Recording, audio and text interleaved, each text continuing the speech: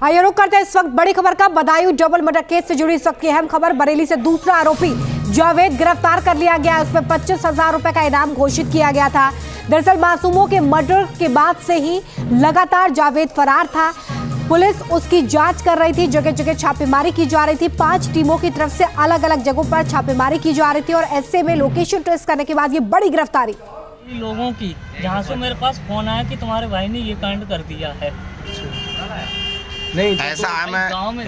मैं एक बात बताऊं, सुनो मेरी फोन बात। अभी ऑफ मैंने कर रखा बात है। सुनो, तुम अभी जैसे कहने तो देखिए यहाँ पर आप जावेद को ये कहते हुए सुन पा रहे हैं कि उसके पास एक फ़ोन आया था और फ़ोन पर उसने ये सुना कि तुम्हारे भाई ने यहाँ पर कुछ कर दिया है, जिसके बाद वो डर गया। इस बात का जिक्र करता हुआ जावेद आपको इस वीडियो में नज़र आ रहा है। आगे भी उसने क्या कुछ बातें की हैं ये आप सुन पाएंगे, हम आपको सुनाएंगे।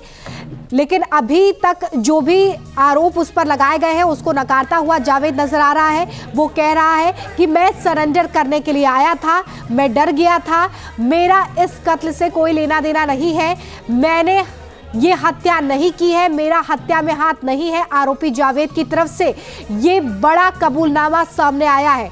तो इस वक्त की अहम और बड़ी जानकारी हम आपको दे रहे हैं, जहां पर बदायूं डबल मर्डर केस, जहां पर 2 बच्चों को मौत के घाट उतार दिया गया। इसके पीछे का मोटिव क्या था, मकसद क्या था, इसको लेकर कोई भी सवाल जवाब नहीं हो पा रहे थे, क्योंकि इस पूरे हत्याकांड का जो मुख्य आरोपी था साजिद, वो एनकाउंटर में ढेर हो गया था। उसकी गिरफ्तारी करने पुलिस गई थी, लेकिन पुलिस टीम पर उसने हमला किया, जिसके बाद पुलिस ने जवाबी कार्रवाई की और साजिद को ढेर कर दिया। उसका भाई जावेद जो साजिद को लेकर उस दिन विनोद के घर पर पहुंचा था, जो बाइक पर मौजूद था, उसके बाद से ये फरार चल रहा था और ऐसे में जावेद को पकड़ने के लिए लगातार टीमें काम कर रही थी। पुलिस को ये बड़ी सफलता मिली है। बरेली से जावेद गिरफ्तार किया गया है। अब उससे पूछताछ में यह पता लगाने की कोशिश होगी कि आखिर इन 2 बच्चों को मौत के घाट उतारने के पीछे का मकसद क्या था। क्या परिवार से किसी तरह की कोई दुश्मनी थी या कोई व्यापारिक नुकसान उससे हो रहा था, क्योंकि बताया ये जा रहा है कि साजिद भी सैलून की दुकान चलाता था और जो बच्चों की माँ है वो भी अपने घर में ब्यूटी पार्लर चलाती थी। और ऐसे में क्या वहां पर कोई व्यापारिक क्लेश था जिसकी वजह से ये हत्याकांड अंजाम दिया गया। ये तमाम पहलू है जिसको लेकर पुलिस जांच कर रही है, लेकिन इन तमाम सवालों के जवाब तभी मिल सकते हैं जब जावेद ये बताए कि इसके पीछे का क्या मकसद था जिसकी वजह से साजिद ने इस हत्याकांड को अंजाम दिया। हालांकि वो ये नकारता हुआ नजर आ रहा है कि उसका इस हत्या में कोई हाथ नहीं है। और ये हम आपको सुनवा देते हैं कि जिन बच्चों का कत्ल किया गया उन बच्चों की माता यानी कि मां का क्या कुछ कहना है इस पूरे मसले पर। कभी वही तो मुझे पूछना है उससे, आखिर क्यों गया है। पहली बार घर आया, आखिर उसने क्यों किया, किसी ने करवाया है, क्या है, कौन हमारे घर से चल रहा है। मुझे बस इंसाफ चाहिए, उनसे पूछताछ चाहिए, वो भी मीडिया से। हमारी बस यही है कि हमारे सामने की जाए पूछताछ। जब तक आप यहाँ इतने सालों से रह रही हैं, कभी कोई बातचीत नहीं हुआ, फिर अचानक नहीं, घर आ गया वो। 3 साल हुए मैं इस घर में रहते। अभी हमारे घर पे यहाँ सारे लोग रह रहे हैं। किसी से पूछ लो, जो दीदी हमारी पड़ोसी हैं, अभी अब जब बात जल्दी आई है, पूछ लो किसी से, जो सब लोग हैं, हर किसी से पूछो। कल मैंने आपके बेटे से बात की, उसने कहा कि बाल कटिंग नहीं करवाता। बाल कटिंग बस इतनी जान पहचान थी, बाल कटिंग करवाता। तो जैसे अगर उसके मन में कुछ ऐसा पहले से ही होता तो जब उस टाइम भी अच्छा मौका होता तो कर सकता था। आके इस तरीके से वही तो पूछना है, आखिर इसने क्यों किया, तो किसी कहने पे तो करा, क्यों किया, आखिर क्यों, किसी ने पैसे दे के करवाए, क्या किया उसने, क्यों हमारे बच्चों का मर्डर किया।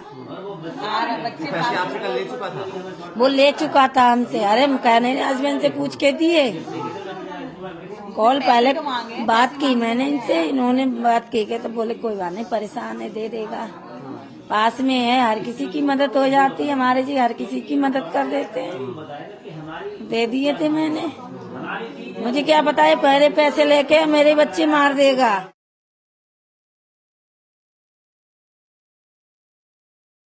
माल उसकी दुकान पे तो हमेशा खराब रहता था, क्योंकि वो शराबी और जुआरी रहते थे उसकी दुकान में, हमेशा रहे।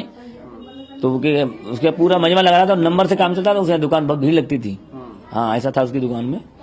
फिलहाल जो है, और हम यही कोशिश करेंगे कि वो पकड़ा जाए और पकड़ने का उस पर पूरी पूछताछ की जाए। क्या इंसाफ चाहते हैं, मतलब क्या होगा आपके लिए, इंसाफ क्या है आपके लिए? इंसाफ तो जब वो पकड़ा जाएगा तब और देखिए इस बीच बड़ी खबर सामने आ रही। गिरफ्तारी के बाद आरोपी जावेद ने कबूल किया है कि मेरा हत्या में कोई हाथ नहीं है।